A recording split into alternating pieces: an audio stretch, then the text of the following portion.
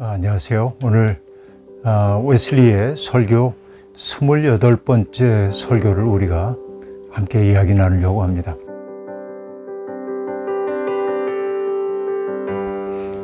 특별히 그 산상수훈의 말씀 가지고 웨슬리가 13편의 설교를 했는데 다 개별적인 설교라는 말씀을 드렸었고, 그래서 마태복음 5장 가지고는 5번의 설교, 6장 가지고는 4번의 설교, 그리고 7장 통해서 4번의 설교를 함으로 산상설교 전체를 마무리를 하고 있고, 오늘 얘기하는 이 대목은 산상설교 전체의 결론이라고 얘기해도 과언이 아닌 그런 대목이라고 볼 수 있습니다.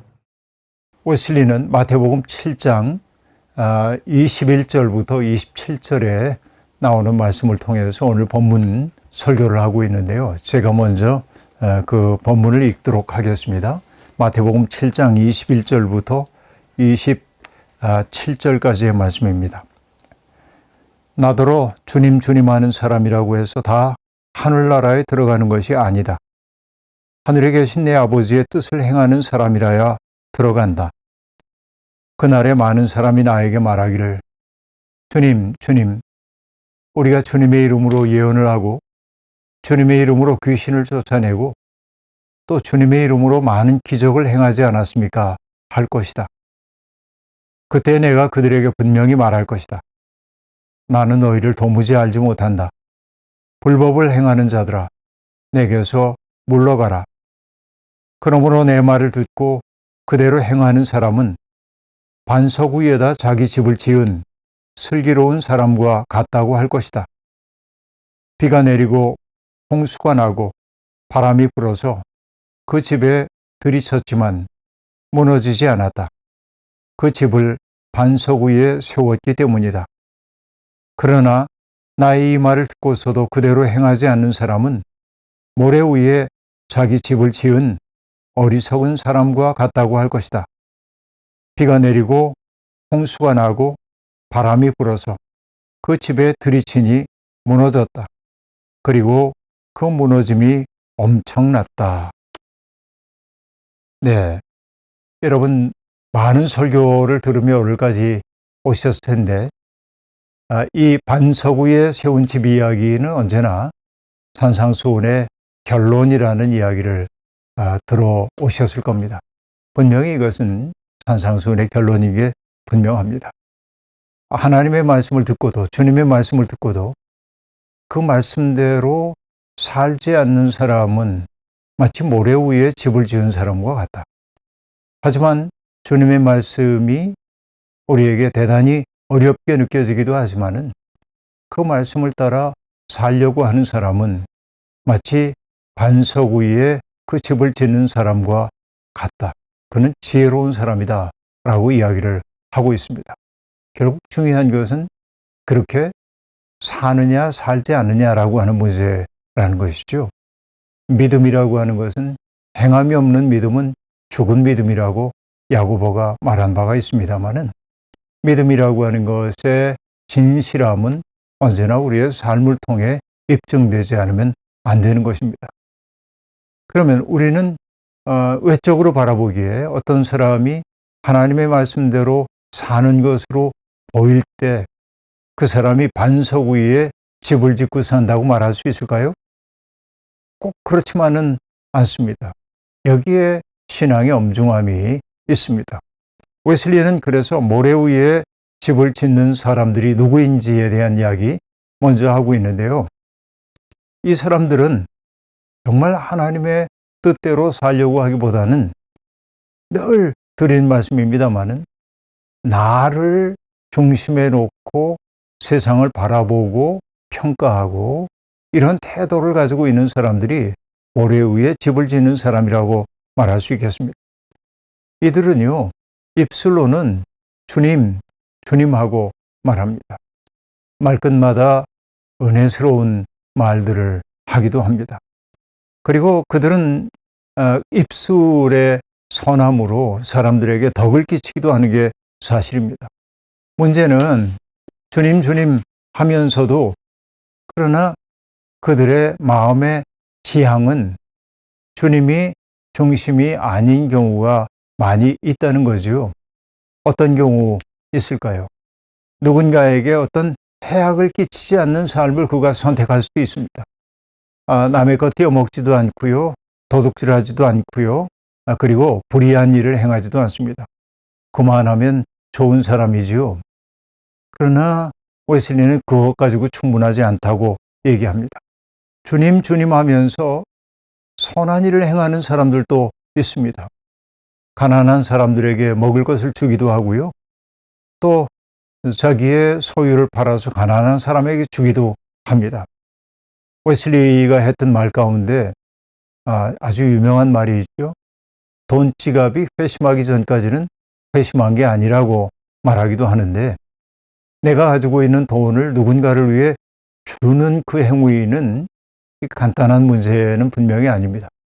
그러나 웨슬리의 평가는 조금 박합니다. 그렇게 선한 일을 한다고 해가지고 그의 믿음이 온전하다고 말할 수 있는가?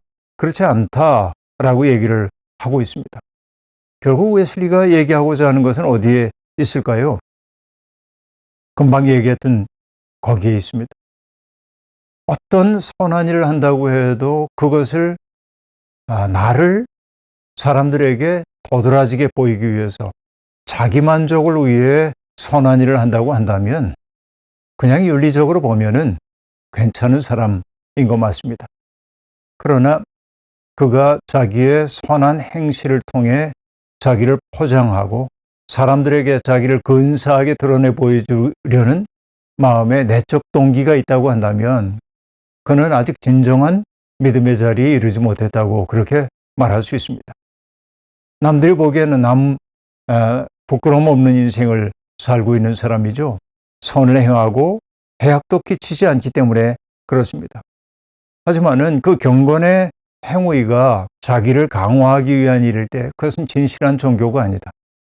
어떤 사람은 자기를 위해서이면서도 하나님을 진실된 마음으로 찬양하는 것처럼 보일 때도 있습니다. 하나님 앞에 오랜 시간 기도하는 것처럼 보일 수도 있습니다. 하나님의 말씀을 줄줄이 꿰면서 암송할 수 있는 능력이 있는 사람도 있습니다. 또 사람들에게 정말 필요한 것들을 공급하는 자비의 행위를 할 수도 있습니다. 그리고 그는 얘기합니다. 주님의 이름으로 이런 일을 한다고 말하는 것이죠. 그러나 주님은 말씀하십니다. 너무 매정하게 말씀하십니다. 내가 너희를 도무지 알지 못하나니 이렇게 말합니다.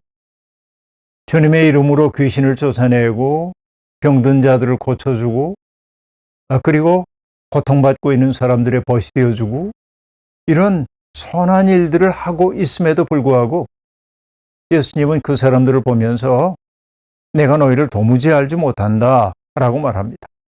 너무 야박한 평가처럼 보입니다. 그 까닭은 어디에 있을까요? 우리의 마음이 하나님을 향하여 바르지 않기 때문이라고 웨슬리는 그렇게 말합니다.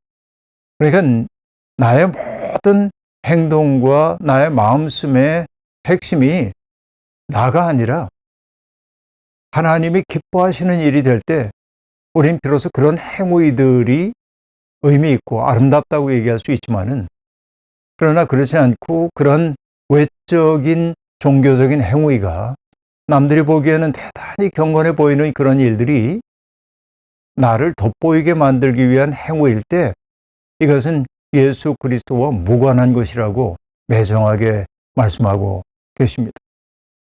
이게 이제 웨슬리도 이 대목을 매우 중요하게 여기고 있는 것입니다. 그러니까 그렇게 자기를 중심에 놓고 행하는 어떤 일도 모래 위에 집을 짓는 것과 마찬가지라고 얘기합니다. 우리도 그런 경험이 있잖아요. 내가 자기 돈 아까운 줄 모르는 사람이 어디 있겠습니까마는 정말 어려운 사람을 바라보면서 그에게 좀 돈을 건네기도 했습니다. 근데 우리의 마음속에 은근히 그런 거 있잖아요. 저 사람이 나한테 마땅히 고마워해야 해. 그런데 내가 원하는 만큼의 반응을 보이지 않을 때 우리는 좀 속상하기도 하죠. 은혜를 모르는 사람인 것처럼 보이고 나의 호의가 따뜻하게 받아들여지지 않은 것 같아서 속상하기도 하고 그러죠. 이게 뭐냐면 우리의 내적 변화가 일어나지 않았을 때 일어나는 일이라고 볼 수 있습니다. 그러니까 우리는 그런 일들이 누적되다 보면 어려운 사람들 도와봐야 좋은 소리 듣지도 못해. 그러면서 우리의 손의 일을 거두어 드릴 수 있는 것이죠. 바로 이것이 외적 종교에 사로잡혀 있는 사람들의 특색이라고 말할 수 있습니다. 교회 안에서 열심히 봉사하는 사람들이 있습니다. 정말 자기의 시간을 들이고 물질을 바쳐가면서 열심히 봉사하는 이들이 있는데, 또 교회 안에서 가장 상처를 많이 받는 분들도 그런 분들인 경우가 아주 많이 있습니다. 왜냐하면 그런 헌신에 대한 어떤 보상들이 물질적 보상이 아니라고 해도 사람들에게 기대하고 있는 그런 평판이 자기에게 돌아오지 않을 때 속상해지는 그런 일도 더러더러 있는 겁니다. 근데 웨슬리는 그것을 아주 엄정하게 얘기합니다. 바로 그런 행위가 아름다워 보이는지 모르지만은 그러나 결국은 모래 위에 집을 지은 것과 다를 바가 없다, 이렇게 말합니다. 그러면 반석 위에 집을 짓는 사람은 어떤 사람인가 물어봐야 하겠습니다. 하늘에 계신 내 아버지의 뜻대로 행하는 사람이라야 반석 위에 집을 지은 사람이라고 말합니다. 그러면 여러분, 기준은 아주 분명합니다.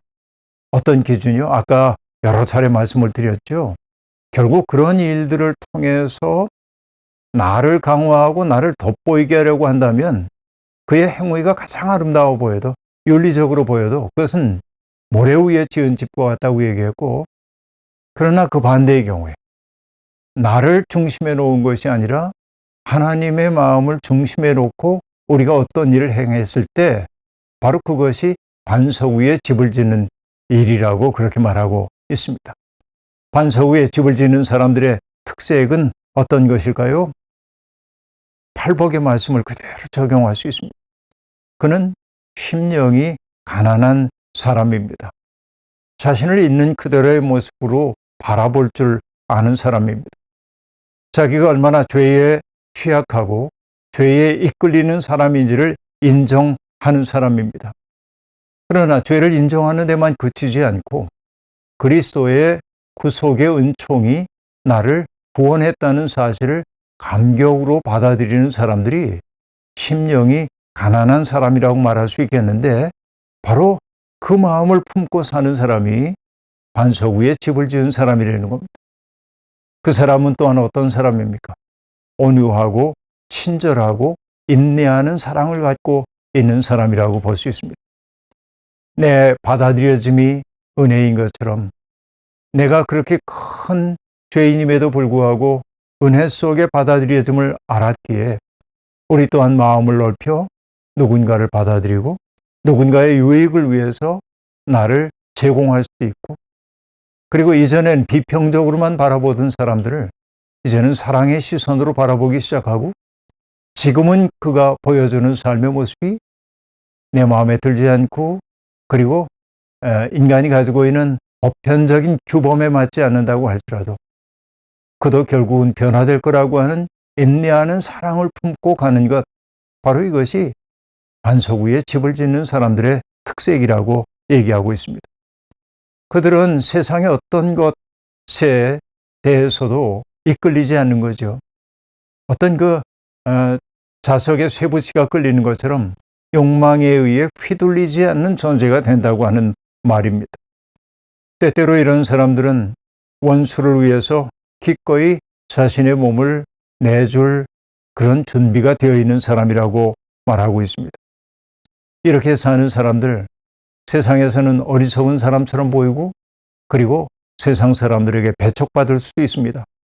그러나 그 믿음을 가지고 있는 사람은 그렇게 배척받음조차 기꺼이 수용할 수 있는 마음을 품고 산다고 말하고 있습니다. 바로 이것이 지혜로운 사람입니다. 자, 다시 한번 정리하겠습니다. 정말로 지혜로운 사람은 어떤 사람입니까? 자기를 아는 사람입니다. 자기의 허약함을 알 뿐만 아니라 하나님께서 나를 통해 하시고자 하는 일이 무엇인지를 그는 진지하게 여쭤볼 줄 아는 사람입니다. 그뿐만 아닙니다. 그는 이 세상을 잘 아는 사람입니다. 세상은 우리가 살고 있기는 하지만은 우리는 이 세상에 속한 존재는 아니라고 하는 사실을 명심하고 사는 것입니다. 이 시대의 풍조를 따르지 않는 자유로움을 내면 속에 가지고 있는 사람이 정말로 지혜로운 사람이라고 말할 수 있겠습니다. 세상의 모든 것들은 시간과 더불어 지나가 버릴 것임을 알기 때문에 그 속에 있는 아름다움을 누리지만은 소유하려고 하지 않고, 그렇죠? 영원히 변하지 않는 궁극적인 것들에 마음을 두고 사는 것이죠. 이게 세상을 제대로 안다고 하는 말의 의미일 겁니다. 그뿐만 아니라 그는 하나님을 아는 사람입니다. 하나님께서 우리를 얼마나 사랑하시는지를 아는 거예요. 이걸 알게 될 때 우리는 삶의 목적 또한 알게 됩니다.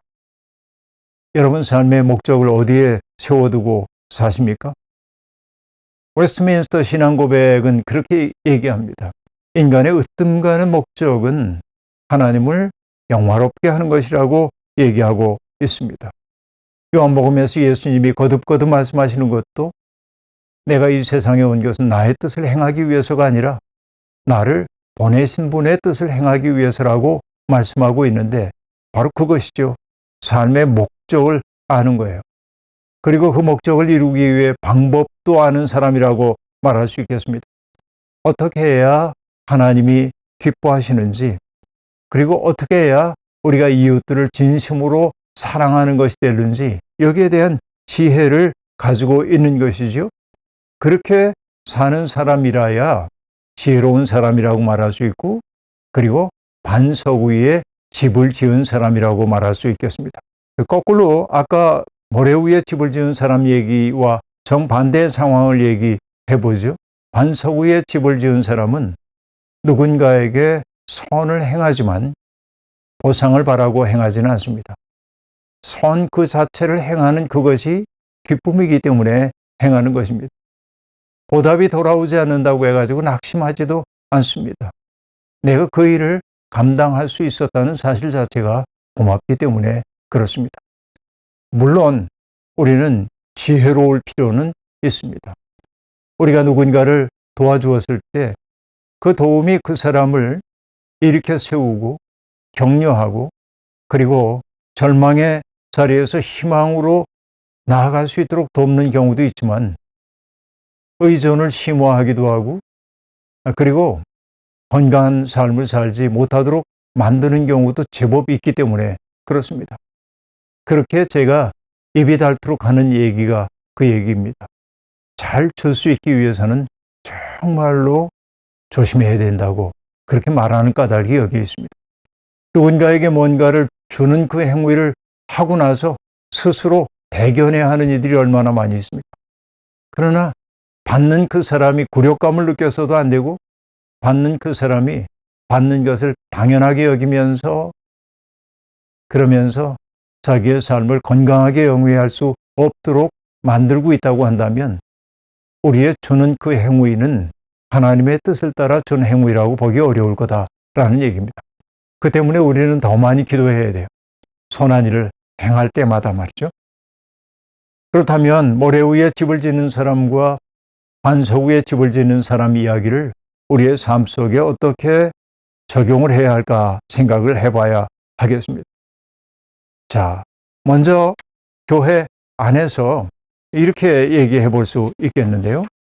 교회 외양, 교리와 예배와 정치 제도 이런 것들 가지고 어떤 사람들은 내가 정통이고 너는 이단이고 이런 구별들을 많이 하는 사람들이 있습니다. 어떻게 보면 사소한 문제들 때문에 사람들을 적으로 돌려 세우는 사람들이 너무 많은 슬픈 시대에 우리들이 살고 있습니다. 나의 성서 해석이 옳으니 내가 옳으니, 그래요.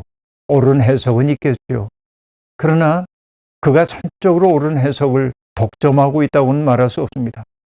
인간은 누구나 다 오류의 가능성이 있는 거죠. 인간의 인식이 그러합니다. 인간의 이성도 의지도 감정도 우리를 속일 때가 많이 있습니다. 그러므로 우리는 언제나 조심해야 합니다. 나는 이런 확신을 가지고 있지만은, 그러나 그 확신조차도 오류 가능성이 있다는 사실을 인정할 수 있어야만 합니다.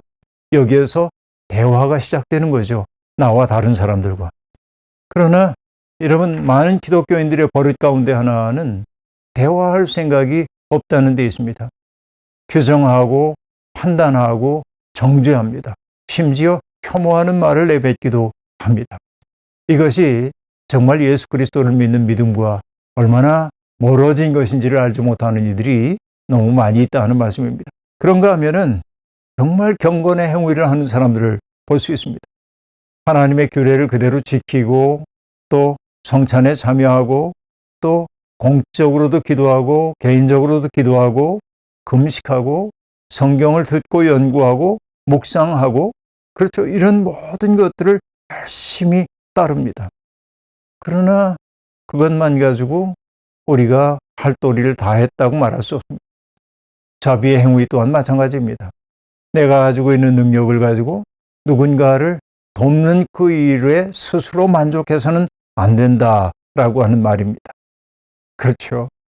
그래서 웨슬리는 아주 냉혹한 말을 하고 있습니다. 당신의 자비로운 그 행위를 통하여 다른 사람들을 구하기는 하겠지만 여러분 자신의 영혼을 잃게 될 것입니다. 라고 말합니다. 내가 누군가에게 자비를 베푼 그것 때문에 나의 자아가 부풀어 올랐다고 한다면 나는 오히려 선한 그 행위를 통하여 더 나쁜 영혼의 자리에 전락하고 있는지 모른다. 이걸 경계해야 된다. 웨슬리 이렇게 말합니다. 좀 많이 어렵죠? 정말 어렵죠? 그러니까 우리의 내면을 깊이 살펴야 한다는데 내용이 거기에 있는 겁니다. 그러면 여러분 참된 우리 반석 위에 집을 세우기 위해서는 아까 얘기했던 그 얘기 그대로 하면 됩니다. 가난한 마음 품어야 합니다. 내가 얼마나 부족한 존재인지 늘 자각 명심해야 합니다. 성령께서 내 마음속에 오실 때만 내가 정결한 삶을 살 수 있다는 사실을 우리는 하나님 앞에서 인정해야만 합니다. 애통하는 마음이 우리에게 있어야 합니다. 나의 죄를 위해 울어야 하고요. 하나님을 뵐 때까지 내가 애통하는 마음으로 하나님 앞에 엎드려야만 합니다. 그리고 우는 자와 함께 울어야 하고요. 자신을 위해 울지 않는 자를 위해 울어야 한다고 말합니다. 그리고 인류의 죄와 슬픔을 위해 애통하라고 말하고 있습니다. 세상에 가득 차 있는 슬픔, 죄가 있는데 나와는 무관한 죄니까, 나와는 무관한 슬픔이니까 그래서 이렇게 외면해 버리는 것은 반석 위에 집을 세운 사람이 아니라는 거죠. 정말로 세상의 아픔 때문에 아파하시는 그 하나님의 마음을 우리 속에 품고 살아야 한다는 것입니다. 온유한 마음을 품어야 합니다. 온유한 마음은 사람들을 대할 때 여백이 있는 마음일 겁니다. 부드럽게 사람들을 대하는 것일 겁니다. 그렇죠. 우리가 행하는 모든 일들이 사랑에 위배되지 않는지를 돌이켜 봐야 합니다. 우리는 죄에 대해서는 분노해야 하지만은 그러나 죄 지은 사람은 사랑해야 한다는 것이지요. 그래요. 의에 줄이고 목마른 마음을 품어야 합니다. 영생하도록 있는 영원한 양식을 바라보면서 우리는 정말 그 목마름을 품고 살아야 합니다. 자비로운 마음을 품고 살아야 합니다. 허물을 덮어주고 그리고 부족한 것들을 채워주려고 하는 따뜻한 사랑이 우리 속에 있어야 합니다. 무엇보다 중요한 것, 우리의 마음을 청결하게 하는 것이라고 얘기할 수 있겠죠. 내 마음을 닦고 또 닦아서 경건한 마음을 멀리하고 경건한 것들이 우리의 삶을 채우기를 간절히 바라는 게 청결한 마음일 겁니다. 결국 이 모든 내용을 한마디로 요약한다면 어떤 말이 될까요? 웨슬리가 자주 사용하는 단어 가운데 하나가 Religion of the Heart라고 하는 말이 있어요. 마음의 종교라고 하는 말입니다. 그러니까 외적인 행위가 중요한 게 아니라 우리의 마음 그 자체가 온전히 변화되어야 한다고 얘기를 하고 있는 것이죠. 그 마음의 변화, 그것이 바로 좁은 문으로 들어가는 삶인 거죠. 그러니까 외적인 행위라고 하는 것은 때때로 쉬울 수 있어요. 왜? 나의 자아를 부풀게 만들어주니까 선한 일을 하는 것이 내게 기쁨을 줄 수 있습니다. 그러나 자기 만족을 위한 선함이라는 게 자칫하면 우리를 위선적으로 만들 수 있다는 거죠. 중요한 것은 내 마음이 정말 변화되어서 하나님의 꿈을 내 꿈으로 삼게 되고 예수님의 마음을 내 마음으로 삼게 되는 그 자리에까지 나아가야 하고, 거기에서 출발된 모든 행동은 자기 만족이 아니라 하나님께 영광이 될 거라고 얘기하고 있습니다. 바로 이것이 마음이 변화된 사람들의 종교, 달리 얘기하면 반석 위에 집을 지은 지혜로운 사람들의 삶이라고 말할 수 있겠습니다. 오늘 우리가 외적인 종교 행위, 이것 가지고 자기 만족 속에 있는지를 돌아봐야 합니다. 정말로 나의 마음씀이 그리스도의 마음과 일치를 이루고 있는지, 온전히 자아를 현양하고자 하는 욕망이 내 속에서 지워지고 하나님의 영광만을 위해 살아갈 수 있겠는지, 쉽지 않은 과제이지만 우리가 가야 할 우리 영혼의 목표는 바로 그 지점임을 명심했으면 좋겠습니다. 우리 모두의 삶이 반석 위에 집을 짓는 사람과 같은 지혜로운 삶이 되기를 바랍니다.